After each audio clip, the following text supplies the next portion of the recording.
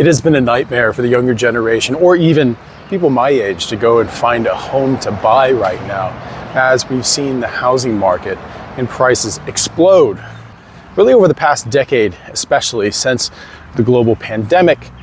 But what we've seen over the past few years is a shortage of inventory in the housing market. But right now, the housing market is seeing an inventory that matches, or that it hasn't seen since 2020.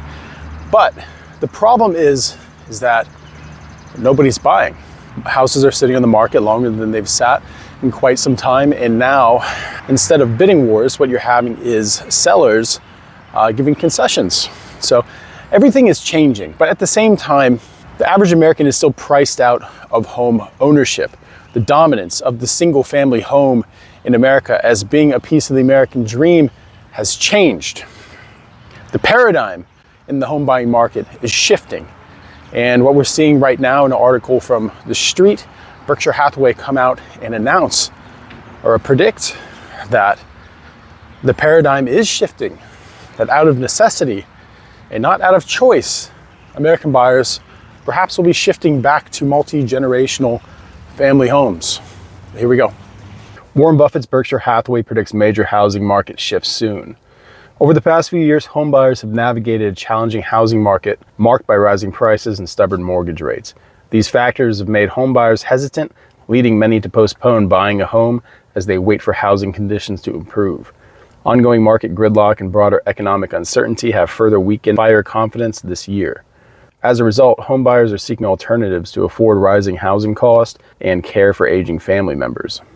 Multi-generational family homes were common until the mid-19th century. I believe that's supposed to be 20th century, when suburban construction and housing affordability improved. However, multifamily homes may be making a resurgence. Berkshire Hathaway Home Services anticipates housing construction and home buying may soon shift back towards multi-generational living. In 2010, there were 5.1 million multi-generational households, but by 2020, figures jumped to 6 million.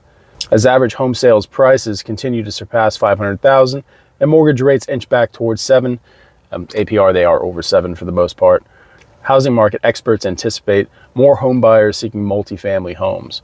Pooling resources, splitting finances, and caring for aging family members are among the top reasons home buyers are looking to live with extended family. However, Berkshire Hathaway Home Services believes the shift towards multi-generational homes could boost the housing market. Several generations of families living together was the norm until post-World War II economic prosperity and widespread suburban construction prioritized the nuclear family household.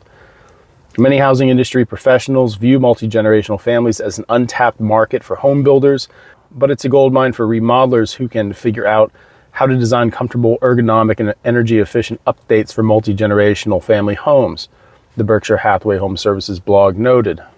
However, the blog highlights that finding sufficient inventory to match demand for multi-generational homes might be the biggest roadblock. Perhaps the biggest challenge is that most existing homes for sale, as well as new homes by builders, are designed for a majority of home buyers, the single family. Nearly half of all renters, over 21 million households, are cost burdened, spending more than 30% of their income on housing. Young home buyers and renters saving for a home often cite cost of living and lack of affordability as the biggest barriers to home ownership. Living with parents and other extended family members allows prospective homeowners to split the bulk of housing costs, including mortgage payments, home insurance, and maintenance cost. Sharing expenses takes pressure off individual household members, especially for those priced out of homes to rent or buy. Cutting down on monthly housing costs can allow homeowners to focus on other expenses, such as paying down credit card debt, student loans, and building an emergency savings fund. Surpluses can go towards purchasing a home, paying for tuition and student loans, and providing more basic comforts. Having several generations under one roof can help younger homeowners save on housing costs and receiving help with childcare while preparing to eventually take care of the aging family members. Now, I've long argued that this could be a great benefit to people because, as we've seen in America, in my lifetime, the disintegration of the American family, I know that that's been going on for a few generations now, but it's had a major impact on the American psyche and kind of the quality of citizens that our country puts out now, because the family is the soil from which good citizens and good people are born.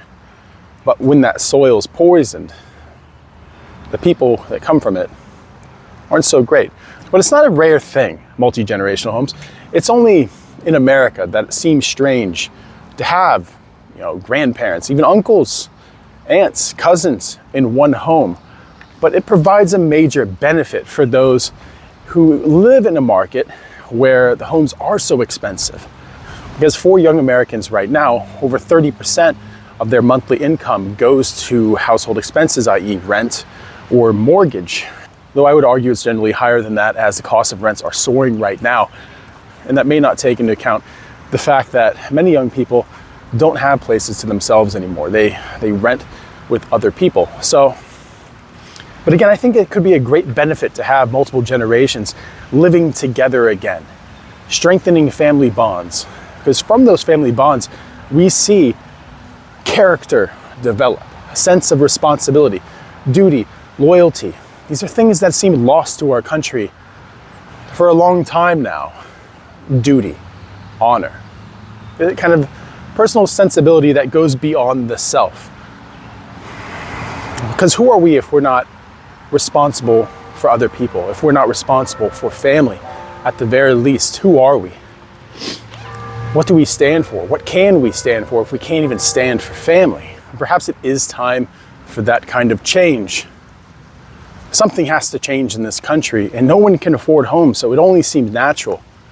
It only seems natural that we're going to be moving into the direction where multi-generational families live under one roof. Like I said, this is a choice that's going to be out of necessity. But I will say, necessity, historically, is the biggest driver of behavioral development. Necessity drives us, the humans. It drives us to be who we are, to do the things that we have to do. And I think that this could be a positive change. We're entering a kind of scarcity throughout every market right now as things get more expensive and the general population get priced out. And if we do see a change in behavior where multi-generational homes are a primary choice for most people, then we'll see more availability in the housing market. We may even see prices come down, though I doubt that, because assets with inflation, the cost will always go up. But would it not be preferential to have a population raised, in a household with many generations, to see that kind of responsibility and interaction that we're supposed to have, the respect for elders, learning to take care for those who need to be taken care of? I can only really see a positive from this. And of course, the great benefit to be able to save money and to build yourself up while not being constantly pressed down financially with a mortgage or rent can really give people more opportunity than they currently have right now. My wife is from Turkey, and this is how her family is.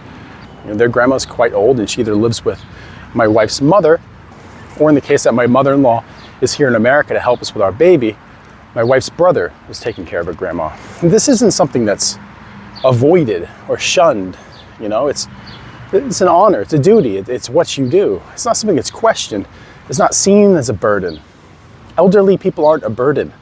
They're not just an extra responsibility.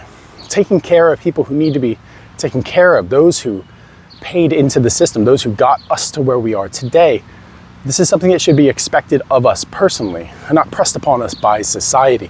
And that's one of the great benefits of growing up in a multi-generational home, is that it becomes personal expectation and not just societal. This is a great benefit, especially in a time where we're seeing the elderly comprise one of the largest groups, largest demographics of impoverished Americans right now. Because I guess what I would say is, if we don't move in that direction, if we don't move in the direction towards multi-generational homes, and I want to say it enough times so it beats it into our heads, that it's not a bad idea, that it's not just something from the third world, it's not just something that immigrants do. This is a good thing. And maybe it was a bad idea for us to go off and say that once you're 18, you're expected to go buy a house, start a family, and move forward with your own life. Because you're not your own family. Your family is extended through generations, through timelines. There's responsibilities and benefits to having that kind of network is profound. And it's really expressed in countries that still maintain those kind of households. It provides responsibility. If it comes from one side of the family, and the other side doesn't, then they can lean on that successful side of the family to help bring them up. That idea of all ships rise together. If it can't be done within a family, then it can't be done anywhere. But usually within a family, it is done. And I would love to see a world, I would love to see an America where the family means something again, where it has value, where it's more than just the individual, more than just the selfish persona that is what an American is seen to be now, whatever that is. Because we're more than ourselves. We are those who inherit a cultural legacy, a history that is far beyond us, more valuable than just us. And it's supposed to be that way. And maybe some of you more international types in the comment section can go ahead and tell us what it's like to grow up in multi-generational homes. If it was a benefit, if you hated it, let us know, because from my experience, it usually produces pretty honorable people. And I know that that term, honor, is antiquated in our country now, but it isn't everywhere else. It means something. Morality means something. Values mean something. And they're not just wasteful. They're not just a waste of time, as I think we often think they are. But again, hey, everyone, thank you for stopping by. Beautiful day, kind of windy. So sorry if the audio is bad, but like and subscribe, share, think about becoming a member. And yeah, Logan says hi. As you can see, it's quite windy for Logan. But as always, thank you everyone. Thank you for the support, and have a good one.